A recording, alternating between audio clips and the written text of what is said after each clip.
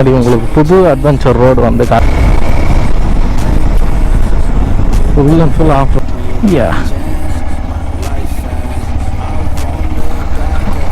இந்த ரோடு எப்படி இருக்கும் பாருங்க, குண்டு குழியுமா இருக்கும். நான் எப்படியும் 56ல் தான் போயிட்டுருக்கேன், அப்படியே போகிறேன் பாருங்க. நம்ம வந்து போகணும். எப்படி மிஸ் ஆனால் பார்த்தீங்களா, ஆட்டாக்காரன் எப்படி ஏறினா பார்த்தீங்களா ரைட்டில், செம்மையாக ஏறினா ரைட்டில். இவன் நம்மளுக்குன்னே ஆஃப் ரோட் செக்ஷன் ரெடி பண்ணியிருக்காங்களா என்னன்னு தெரியல.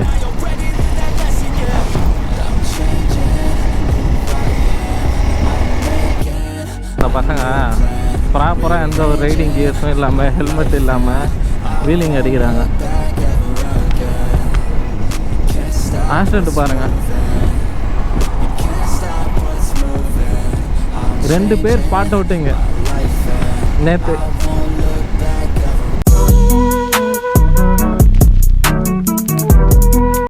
Welcome back to our channel. This is motovlogger. So video start பண்ணுறதுக்கு முன்னாடி நம்ம பைக்கை வந்து வார்ம் அப் விட்டுறலாம். ஸோ ஃபியூல் கம்மியாக இருக்குது. கைஸ், இந்த இடத்துல இந்த வீடியோ எடுக்கிறது தான் லாஸ்ட்டு. ஸோ நம்ம வந்து வேறு இடத்துக்கு வந்து ஷிஃப்ட் ஆக போகிறோம். ஸோ அது எங்கே என்னன்றதை நான் நெக்ஸ்ட் வீடியோவில் சொல்கிறேன். ஸோ இந்த வீடியோவில் வந்து பார்த்திங்கன்னா முழுக்க என்ன இருக்க போகுதுன்னா பைக் சம்மந்தப்பட்ட விஷயம். உங்களுக்கு புது அட்வென்ச்சர் ரோடு வந்து காட்ட போகிறேன். ஸோ எப்படி இருக்குன்றது பாருங்கள்.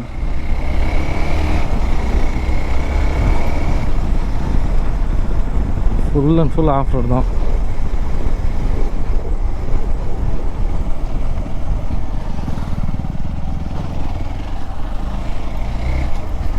எப்படி இருக்குன்னு பாருங்க.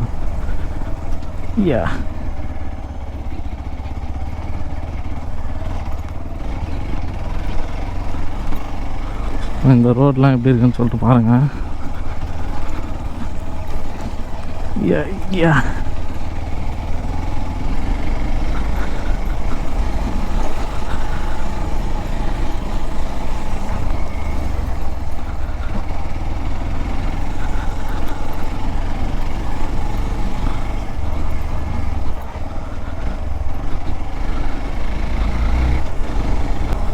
Okay, petrol.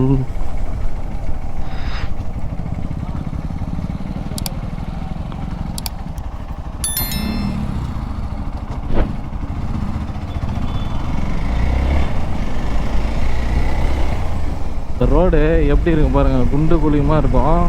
நான் எப்பயும் 56ல் தான் போயிட்டுருக்கேன், அப்படியே போகிறேன் பாருங்க. எப்படி போகிறான் பாருங்க, சிங்கக்குட்டே. அவ்வளோதான், போயிட்டே இருப்பான். நான் அந்த வண்டி மாதிரி ஸ்லோவாலாம் நம்ம வந்து போகணும்னு.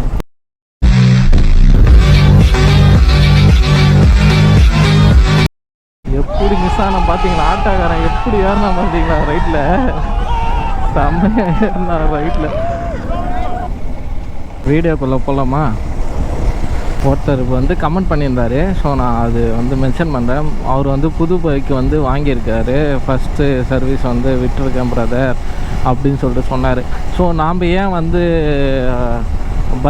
புது பைக்கு பற்றின ஒரு வீடியோ வந்து போடக்கூடாதுன்றது என் ஆழ்மனதில் உறுதியாக தோன்றியது. ஸோ அதனால தான் இந்த வீடியோ. ஸோ வந்து பார்த்திங்கனாக்கா, பைக்கு இப்போ நீங்கள் புது பைக் வாங்கியிருக்கீங்க அப்படின்னா அந்த பைக்கை வந்து நீங்கள் எப்படி வச்சுக்கணும்னு நீங்கள் நினைக்கிறீங்க. ஒரு சில பேர்லாம் வந்து பார்த்திங்கன்னா ரேஷாக ஓட்டுவாங்க, ஒரு சில பேர் வந்து பார்த்திங்கன்னா ஸ்லோவாக ஓட்டுவாங்க, ஒரு சில பேர்லாம் வந்து பார்த்திங்கன்னா என்ன சொல்கிறது, தான் உயிரினும் மேலாக நினைக்கிறவர்கள், பைக் பிரியர்கள், பைக் லவர்ஸ், அந்த மாதிரி பர்சன்ஸுக்கு எல்லாருக்குமே வந்து இந்த வீடியோ எனக்கு தெரிஞ்ச ஒரு 7 டிப்ஸு. பைக்கு வந்து புது பைக் வாங்கினா என்னெல்லாம் பண்ணணும், என்னெல்லாம் பண்ணக்கூடாதுன்றதுக்கான ஒரு 7 டிப்ஸ் வந்து பார்த்திங்கன்னா ஷார்ட் அண்ட் ஸ்வீட்டாக என்னால் எவ்வளோக்கு எவ்வளோ சொல்ல முடியுமோ அவ்வளோக்கு அவ்வளோ வந்து பார்த்திங்கன்னா உங்களுக்கு நான் பைக்கு ரன்னிங்கில் இருக்கும்போதே வந்து பார்த்திங்கனாக்கா உங்களுக்கு ஒரு விஷயமா நான் சொல்லுவேன். ஃபஸ்ட்டு விஷயம், அதாவது வந்து பார்த்திங்கன்னா புது பைக்கு வாங்கின உடனே வந்து அதிகமாக அழுத்தக்கூடாது. ஸோ அழுத்தக்கூடாது மீன்ஸ் இட் மீன்ஸ் வந்து என்னென்னா, ஸோ பைக்கை வந்து நீங்கள் அதிகமாக வந்து ப்ரெஷர் கொடுக்கக்கூடாது. ப்ரெஷர்னால் நம்ம ஆக்சிலேட்டர் தான். ஸோ ஆக்சிலேட்டர் தான் வந்து பார்த்திங்கன்னா நம்மளுக்கு வந்து ப்ரெஷர் அப்படின்னு நம்ம வச்சுப்போம். ஸோ இப்போ நம்ம வந்து புது பைக்கு வாங்கின உடனே வந்து எடுத்த உடனே 100 போகிறது, 100ல் போகிறது, 80 90 அப்படின்னு சொல்லிட்டு இது பண்ணுறது, அதுக்கப்புறம் வந்து பட்டுன்னு கீரை வந்து உடைக்கிறது, இதெல்லாமே வந்து பார்த்திங்கனாக்கா ரெஸ்ட்டுன்னு சொல்லலாம். அதாவது வந்து பார்த்திங்கன்னா ப்ரெஷர்னு சொல்லுவாங்க, அழுத்துறதுன்னு சொல்லுவாங்க. ஸோ அழுத்துறதுன்னா இதுதான் வந்து காரணம், ஒரு பாயிண்ட்டு. இது வந்து பார்த்திங்கன்னா ஒரு பாயிண்ட்டு. ஸோ இது வந்து என்னன்னா நம்ம இன்ஜினுக்கு வந்து பார்த்திங்கன்னா அதிகமாக ட்ரஸ்ட் கொடுக்கக்கூடாது. ஸோ இதுதான் வந்து ஃபஸ்ட்டு பாயிண்ட். ஸோ செகண்ட் விஷயம் வந்து பார்த்திங்கனாக்கா, நீங்கள் பைக் வாங்கும்போது வந்து பார்த்திங்கன்னா ஷோரூமில் கண்டிப்பாக சொல்லியிருப்பாங்க என்னன்னாக்கா 60லே ஓட்டுங்க, 50லே ஓட்டுங்க அப்படின்னு சொல்லிட்டு 60லே ஸ்பீடு வந்து ஓட்டுங்க அப்படின்னு சொல்லிட்டு சொல்லியிருப்பாங்க. அது ஏன் சொல்கிறாங்க, எதுக்கு சொல்கிறாங்க, எனக்காவது நீங்கள் யோசித்து பார்த்துருக்கீங்களா? ஸோ இப்போ நான் சொல்கிறேன் கைஸ், அது வந்து எதுக்கு சொல்கிறாங்கன்னா, ஸோ பைக்கு வந்து பார்த்திங்கன்னா இன்ஜின் வந்து கிராக் ஆகணும். ஸோ இன்ஜின் கிராக்குனாக்கா உள்ளே வந்து பிஸ்டல் இதெல்லாம் வந்து பார்த்திங்கனாக்கா புதுசாக இருக்கும். எப்படி சொல்கிறதுன்னா லைக் அப்படியே வந்து பார்த்திங்கன்னா ஃப்ரெஷ்ஷாக இருக்கும். அதான் மேனுஃபேக்சரிங் ஆகி அப்படியே வந்து ஃப்ரெஷ்ஷாக இருக்கும். ஸோ அது வந்து பார்த்திங்கன்னா உள்ளே வந்து ஆயில் வந்து அந்தளவுக்கு வந்து ஃபில் ஆகாமல் இருக்கலாம். அதாவது வந்து பார்த்திங்கன்னா அந்த பிஸ்டல் வந்து பார்த்திங்கன்னா சரியாக வந்து பம்ப் ஆகாமல் அப்படியே ஒரு மாதிரி டைட்டாக இருக்கும். இன்ஜின் வந்து பார்த்திங்கன்னா டைட்டாக இருக்குன்றது தான் இதோட கான்செப்ட்டு. ஸோ இந்த கான்செப்டை வந்து மெயின்டைன் பண்ணுறதுக்காக தான் வந்து பார்த்திங்கன்னா அதான் ஃபஸ்ட் சர்வீஸில் வந்து பார்த்திங்கன்னா மெயின்டைன் பண்ணணும், அந்த ஸ்பீடு வந்து மெயின்டைன் பண்ணணும் அப்படின்னு சொல்லிட்டு சொல்லுவாங்க. இது வந்து ஸ்பீடுன்னு தான் சொல்லுவாங்களே தவிர்த்து யாருமே வந்து பார்த்திங்கன்னா கியர் பொசிஷன் சொல்லிட்டு கண்டிப்பாக சொல்லியிருக்க மாட்டாங்க. So gear position with RPM இது ரெண்டும் தான் வந்து பார்த்திங்கன்னா அதுக்கான காரணம். ஸோ அந்த 2 காரணத்தில் வந்து பார்த்திங்கனாக்கா பைக்கை வந்து நீங்கள் ஒரு டிராஃபிக்கில் இருக்கீங்கன்னா, ஸோ டிராஃபிக்கில் இருந்தால் நம்ம என்ன பண்ணுவோம், ஃபஸ்ட் கியரில் இருப்போம். இல்லைன்னா நம்ம மூவ் பண்ணுறோம் அப்படின்னா ஸோ ஃபஸ்ட் கியரில் மூவ் பண்ணிவிட்டு அப்புறம் செகண்ட் கியர் வந்து மூவ் பண்ணுவோம். அவங்க 60லே ஓட்ட சொன்னாங்க ப்ரோ, ஆனால் தான் ப்ரோ நான் 5th கியர் போட்டுட்டு நான் 60லே ஓட்டிகிட்ருக்கேன் அப்படின்றது. ஸோ இதெல்லாம் வந்து பண்ணவே கூடாது கைஸ். ஏன்னா அப்படி நீங்கள் ஓட்டுறதா இருந்தால் கீரை வந்து மாற்றி ஓட்டணும். இப்போ வந்து பார்த்திங்கன்னா ஒரு 60 கொடுத்துருக்காங்க, அவங்க வந்து உங்கள் மேனுவல் புக்ஸ்லேயே வந்து இருக்கும், பைக்கோட மேனுவல் புக்ஸ்லேயே வந்து பார்த்திங்கன்னா இருக்கும் ஃபஸ்ட் சர்வீஸில் வந்து எவ்வளோ ஸ்பீடு வந்து மெயின்டைன் பண்ணணுன்றது. அந்த 40 50 இருக்குன்னா அந்த 40 50க்குள்ளே வந்து பார்த்திங்கன்னா கீர் வந்து மாற்றி ஓட்டணும். ஒரு கொஞ்ச நேரம் ஒரு 5 கிலோமீட்டர் வந்து பார்த்திங்கன்னா நீங்கள் 5th கியரில் ஓட்டுறீங்கன்னா அதுக்கடுத்து ஒரு 2 கிலோமீட்டர் 3 கிலோமீட்டர் வந்து பார்த்திங்கன்னா நீங்கள் 4th கியரு 3rd கியருன்னு மாற்றி ஓட்டணும். இது வந்து பாயிண்ட் 2. பாயிண்ட் 3 நான் டீ சாப்பிட்டு சொல்கிறேன். இப்போது 3வது பாயிண்ட், அதாவது வந்து பார்த்திங்கனாக்கா 3வது பாயிண்ட் வந்து என்னென்னா இது காமெடியாக போகுது, சரி ஓகே. ஸோ 3வது பாயிண்ட் வந்து என்னென்னா கரெக்டான ஸ்பீடில் வந்து பார்த்திங்கனாக்கா மெயின்டைன் பண்ணணும். அதாவது வந்து பார்த்திங்கனாக்கா பைக் வந்து இழுக்குது. ஸோ இப்போ இழுக்குதுன்னு வச்சிங்களேன், இப்போ நான் ஒரு லெவலுக்கு வந்து பார்த்திங்கன்னா இப்போ நான் செகண்ட் கியர் போட்டுட்டு அப்படியே ஸ்லோவாக போயிட்டுருக்கேன்னா அப்போ வந்து பைக் வந்து இழுக்கும், இப்படி முன்னாடி ஜர்க் ஆகும். ஸோ அந்த மாதிரி ஜர்க் ஆகுதுன்னா கரெக்டாக கீர் வந்து நீங்கள் போடல, கரெக்டான ஸ்பீடில் போடலன்றதுக்கான ஒரு இன்டிமேஷன் அது. ஸோ உடனே வந்து அதுக்கேற்ற மாதிரி நீங்கள் வந்து கீரை வந்து மாற்றி ஓட்டணும். ஸோ இது வந்து பார்த்திங்கன்னா 3rd point. So 4th point bro, வண்டி வாங்கின உடனே நான் இங்கேருந்து நான் கொடைக்கானல் போகிறேன் ப்ரோ, இல்லைனா ஊட்டி போகிறேன் ப்ரோன்னா அதுதான் தப்பு. ஏன்னா ஹீல்ஸை வந்து ஏறவே கூடாது ஃபஸ்ட் சர்வீஸ் முடிகிற வரைக்கும். ஸோ ஹீல்ஸ் வந்து ஏறவும் கூடாது இறங்கவும் கூடாது. அப்போ வந்து அப்போ நீங்கள் ஹீல்ஸ் ஏறுறீங்கன்னா அப்போ வந்து என்ன ஆகும்னா இன்ஜின் வந்து அதிகமாக ட்ரெஸ் ஆகும். ஸோ அதிகமாக ட்ரெஸ் ஆச்சுன்னா இப்போ நம்மளோட வண்டியோட லைஃப் வந்து பார்த்திங்கன்னா சீக்கிரமாக வந்து போகிறதுக்கான வாய்ப்பு வந்து அதிகமாக இருக்கும். இன்ஜினோட லைஃப்பும் வந்து சீக்கிரமாக வந்து காலி ஆகிடும். ஸோ இதுதான் வந்து 4th point. So 5th point வந்து என்னன்னாக்கா ஹெவி பில்லியன் ரைடு. அதாவது வந்து பார்த்திங்கன்னா ஹெவி பில்லியன் ரைடை வந்து பார்த்திங்கனாக்கா நீங்கள் தவிக்கிறது, அதாவது அவாய்ட் பண்ணுறது வந்து பார்த்திங்கன்னா ரொம்ப பெஸ்ட்டு ப்ரோ. நான் வண்டி வாங்கின புதுசில் நான் என் ஃப்ரெண்டை கூட்டிகிட்டு இங்கேருந்து நான் வந்து பார்த்திங்கனாக்கா லடாக் போகலான்னு இருக்கேன் ப்ரோ அப்படின்னாக்கா அது ரொம்ப தப்பு. காரணம் என்னன்னா ஹெவி பில்லியன் உட்காரும்போது வந்து பார்த்திங்கன்னா வெயிட் ஏறும். ஸோ வெயிட் ஏறுச்சுன்னா பைக்கை வந்து அதிகமாக வந்து நம்ம புஷ் பண்ணணும். ஸோ புஷ் பண்ணால் என்ன ஆகும், இன்ஜின் வந்து மறுபடியும் வந்து ட்ரெஸ் ஆகும். ஸோ இதுதான் வந்து பார்த்திங்கனாக்கா 5th point. So 6th point, bro இப்போ வந்து நான் வண்டி எடுத்துட்டேன் ப்ரோ, இப்போ நான் லாங் ரைடு வந்து போகணும். அதை நீங்கள் சொல்கிற மாதிரி வந்து பார்த்திங்கன்னா நான் மலையும் ஏறல, இதுவும் ஏறல, பில்லியனும் உட்கார வைக்கல. ஆனால் வந்து நான் வந்து வண்டி எடுத்து லாங்காக எங்கன்னா போகணுன்னு பார்க்குறேன். நீங்கள் சொல்கிற ஸ்பீட்லேயே நான் வந்து கரெக்டாக மெயின்டைன் பண்ணி நான் போகிறேன் அப்படின்னா தாராளமாக போகலாம், பிரச்சனையே கிடையாது. ஸோ தாராளமாக நீங்கள் வண்டி எடுத்துகிட்டு வந்து கண்டிப்பாக போகலாம், எங்கே வேணாலும் போகலாம். ஹில் ஸ்பேஸை வந்து தவிர்த்துட்டு மிச்சம் நீங்கள் எந்த இடத்துக்கு வேணால் வந்து நீங்கள் வந்து போகலாம். ஃபர்ஸ்ட் சர்வீஸ் முடிகிற வரைக்கும் நான் சொல்கிறது. ஸோ ஃபர்ஸ்ட் சர்வீஸ் பிஃபோர் வந்து பார்த்தீங்கன்னாக்கா லாங் ரைடு வந்து போகலாமான்னு கேட்டிங்கன்னா தாராளமாக போகலாம். ஆனால் வந்து பார்த்திங்கன்னா ஒரே ஒரு விஷயம் வந்து பார்த்திங்கன்னா இன்ஜினுக்கு வந்து நீங்கள் ரெஸ்ட்டு கொடுக்கணும். உங்களுக்கும் வந்து பார்த்திங்கன்னா அந்த ரெஸ்ட்டு வந்து தேவைப்படும் கண்டிப்பாக. எங்கன்னா டீ பிரேக் எடுப்பீங்க, இல்லைன்னா எங்கன்னா வந்து தண்ணி குடிப்பீங்க அப்படின்னாக்கா பைக் ஆஃப் பண்ணிவிட்டு ஒரு 10-15 நிமிஷம் கழித்து நீங்கள் மறுபடியும் வந்து பைக் வந்து நீங்கள் ஸ்டார்ட் பண்ணிவிட்டு தாராளமாக வந்து நீங்கள் ஓட்டலாம். ஸோ இந்த மாதிரி விஷயங்கள் நீங்கள் எல்லாத்தையுமே வந்து நீங்கள் ஃபாலோ பண்ணிங்கன்னா உங்கள் பைக்கு வந்து பார்த்திங்கன்னா கரெக்டான ரேஷியோவில் கரெக்டான ஸ்பீடில் நீங்கள் மெயின்டைன் பண்ணிங்கன்னா கண்டிப்பாக மைலேஜ்ன்றது அதிகமாக கொடுக்கும். அதுக்கப்புறம் வந்து பார்த்திங்கனாக்கா பைக் வந்து பார்த்திங்கன்னா ரொம்ப சாஃப்ட் அண்ட் ஸ்வீட்டாக இருக்கும். ஸோ உங்கள் பைக் வந்து பார்த்திங்கன்னா அவ்வளோ சீக்கிரம் வந்து எந்த ஒரு ஃபால்ட்டுமே வந்து கொடுக்காது. அதே மாதிரி இன்னொரு விஷயம் வந்து பார்த்திங்கன்னா டெய்லி வந்து பைக் வந்து வார்ம் அப் பண்ணணுமான்னு கேட்டிங்கன்னா நான் சொல்கிறது வந்து பார்த்திங்கன்னா 2 பாயிண்ட் இருக்குது. ஸோ நான் வந்து BS4 வெஹிக்கிள் வந்து நான் யூஸ் பண்ணுறேன் ப்ரோ, அந்த பைக்கை வந்து வார்ம் அப் பண்ணணுன்னா நீங்கள் தாராளமாக வந்து வார்ம் அப் பண்ணலாம். ஆனால் BS6ல் வந்து பார்த்திங்கன்னா ஜஸ்ட்டு 10 செகண்ட் வந்து பார்த்திங்கன்னா வார்ம் அப் பண்ணாலே போதும்.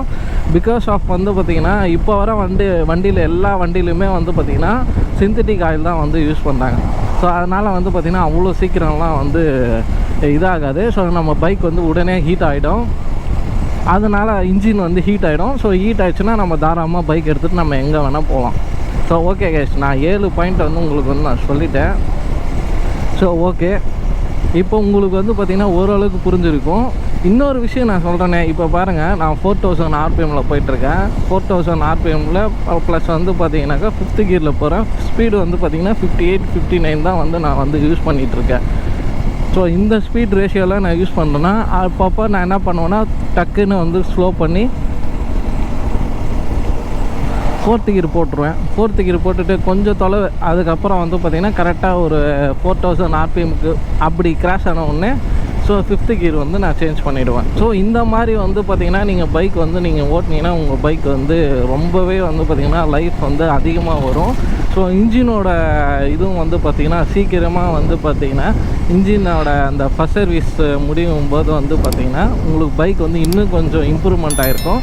ஸோ செகண்ட் சர்வீஸில் வந்து பார்த்திங்கன்னா நீங்கள் உங்களுக்கு கொடுத்துருக்கிற அந்த கேட்லாக்கில் இருக்கிற ஸ்பீடை வந்து நீங்கள் மெயின்டைன் பண்ணிங்கன்னா உங்கள் பைக்கு எப்போவுமே சரி நீங்கள் வாங்கும்போது என்ன இதில் இருந்துச்சோ அதே மாதிரி வந்து பார்த்திங்கன்னா கண்டினியூஸ்டாக இருக்கும். ஸோ அதுக்கு வந்து பார்த்திங்கன்னா ப்ராப்பரான சர்வீஸ், அதுக்கப்புறம் வந்து பார்த்திங்கன்னா ப்ராப்பரான ஒரு மெயின்டெனன்ஸ் எப்போவுமே பைக்குக்கு வந்து இருக்கணும். உங்களுக்கும் வந்து பார்த்திங்கன்னா அது இருக்கணும். ஸோ மறக்காமல் வந்து ஹெல்மெட் போட்டு பைக் ஓட்டுங்க. பாருங்கள் ட்ரிபிள்ஸு ஹெல்மெட் இல்லை, ரோடு எப்படி கிராஷ் பண்ணுறான் பாருங்கள் மக்களே, பார்த்தாலே அடிக்கணும் போல் இருக்குது இந்த மாதிரி ஆளுங்களாம். இவனுங்கனால தான் ஆக்சிடெண்ட் வருவாங்க அங்கே. அப்புறம் வந்து நீ பார்த்து வரல, இடிச்சிட்ட, காருக்கார மேலே தான் தப்பு அப்படின்னு நாம் குறை சொல்லிடுறோம். நாம் கரெக்டாக ஓட்டினா அவங்க ஏன் வந்து நம்மளை இடிக்கிறாங்க இருக்குல்ல. இவன் நம்மளுக்குன்னே ஆஃப் ரோட் செக்ஷன் ரெடி பண்ணியிருக்காங்களா என்னன்னு தெரியல. ஆனால் செம்மையாக இருக்குது எனக்கு ஆஃப் ரோடு ஓட்டுறதுக்கு.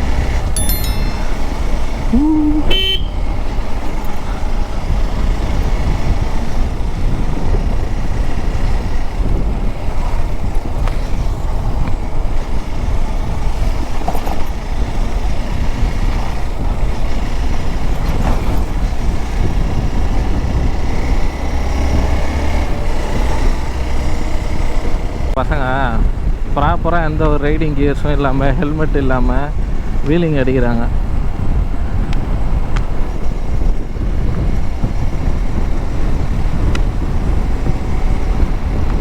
நான் இதை உங்களுக்கு ரொம்ப நாளாக காட்டணும்னு நினச்சேன் கைஸ். அதை இது எப்படி சொல்கிறேன்னா, உங்களை நம்பி ஒரு ஃபேமிலி இருக்குது. ஸோ அதை நினச்சிக்கங்க. ஜாலிக்கு எல்லாரும் பண்ணுறது தான். அதுக்குன்னு தனியாக ஒரு இடம் இருக்குல்ல, அந்த இடத்துல போய் பண்ணுங்க. யார் தான் வேணான்றா? உங்களை என்ன கேட்க போகிறாங்களா? தனியாக ஒரு இடம் ஒன்று செட் பண்ணிக்கிங்க, அந்த இடத்துல போய் பண்ணுங்க. நிறைய பேர் இப்போல்லாம் பண்ணுறது இல்லைங்க பாருங்கள். வீலிங் அடிக்கிறது கூட கற்றுக்கிறதுக்காகவே தனியாக வந்து பார்த்திங்கன்னா நிறைய யூடியூபர்ஸ் வந்து பார்த்திங்கன்னா ஃப்ரீயாகவே ட்ரைனிங் தராங்க. அதுவும் வந்து பார்த்திங்கன்னா அவங்களுடைய பர்சனல் இடத்துலையே வச்சு ட்ரைனிங் தராங்க. அவங்களும் இத்தனைக்கும் சொல்கிறாங்க ரைடிங் கியர்ஸ் யூஸ் பண்ணுங்கள், ஹெல்மெட்டாவது யூஸ் பண்ணுங்கள் அப்படின்னு சொல்லிட்டு. யாரும் யூஸ் பண்ணுறதில்ல, எதுவும் இல்லை. அப்புறம் போகிற வரவங்களும் கேள்வி கேட்க தான் செய்வான். கேள்வி கேட்டால் தப்புன்றீங்க, கிரிஞ்சுன்றீங்க, பூமருன்றீங்க. அவங்கவுங்களுக்கு அந்தந்த விஷயம் நடந்தால் தான் ப்ரோ தெரியும் கைஸ். உங்களுக்கு அந்த ஒரு விஷயம் வந்து அவங்க ரியல் லைஃப்பில் நடந்தால் தான் தெரியும் அது. நான் என்னோடய ஃப்ரெண்டை வந்து நான் இழந்துருக்கிறேன்.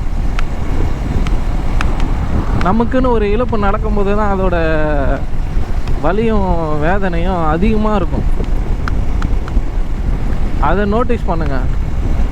ஏன் நம்ம அப்பா அம்மாலாம் எவ்வளோ கஷ்டப்படுவாங்க நம்ம இல்லைன்னா.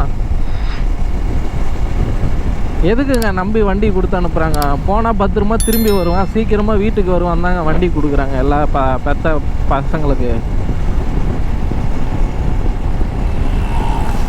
நான் எதனா தப்பாக பேசியிருந்தா என்னை மன்னிச்சிருங்க. இன்கேஸ் அது உங்களுக்கு நல்லது பட்டுச்சுன்னா இங்கே ஆம்பூர் சைடில் ஹைவேஸில் வந்து மத்தியான டைமில் கொஞ்சம் வாட்ச் பண்ணுங்கள். அவங்கவுங்க பேரண்ட்ஸ் பாருங்கள், ஆக்சிடெண்ட் பாருங்கள். 2 பேர் ஸ்பாட் அவுட்டுங்க நேற்று. நான் எந்த வீடியோ எடுக்கலான்னு வந்தாக்கா இந்த வீடியோ வந்து என் கண்ணில் மாட்டுது. வண்டியில் நம்பர் பிளேட்டும் கிடையாது, ஹெல்மெட்டும் கிடையாது, ரைடிங் கியர்ஸும் கிடையாது, பின்னாடி பில்லியன் வேறு, அவனுக்கும் ஹெல்மெட்டு கிடையாது. உங்கள் லைஃப் தான் கைஸ் லாஸ் ஆகும். இருக்கிறாங்கல்ல பெற்றவங்க ஆகட்டும், வீட்டில் இருக்கிறவங்களாகட்டும், தெரிஞ்சவங்களாகட்டும், ஃப்ரெண்ட்ஸுங்க ஆகட்டும், அவங்களுக்கு நீங்கள் எவ்வளோ பெரிய லாஸ் தெரியுமா?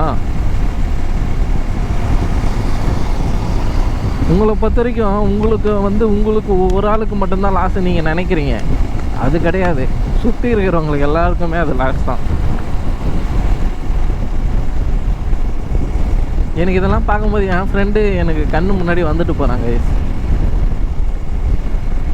நான் ஒவ்வொரு தடவை வண்டி எடுக்கும்போதெல்லாம் எனக்கு அவனுடைய ஞாபகங்கள் தான் வந்து அதிகமாக இருக்குது.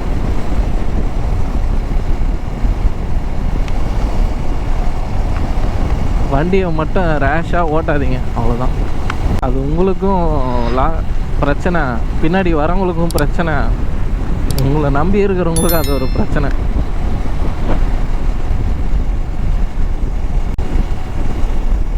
அவ்வளோதாங்க. எனக்கு இந்த வீடியோ சாட்டிஸ்ஃபேக்ஷனே இல்லாமல் முடிக்கிறேன். ஸோ உங்களுக்கு நான் இந்த வீடியோவில் ஆரம்பத்துலேருந்து சொன்ன விஷயங்கள்லாம் வந்து ஓரளவுக்கு புரிஞ்சிருக்கும், தெரிஞ்சிருக்கும்னு நான் நினைக்கிறேன். அப்படி இன்கேஸ் ஆனால் புரியலன்னா கீழே வந்து கமெண்ட் பண்ணுங்கள், நான் அங்கே வந்து உங்களுக்கு நான் சொல்கிறேன்.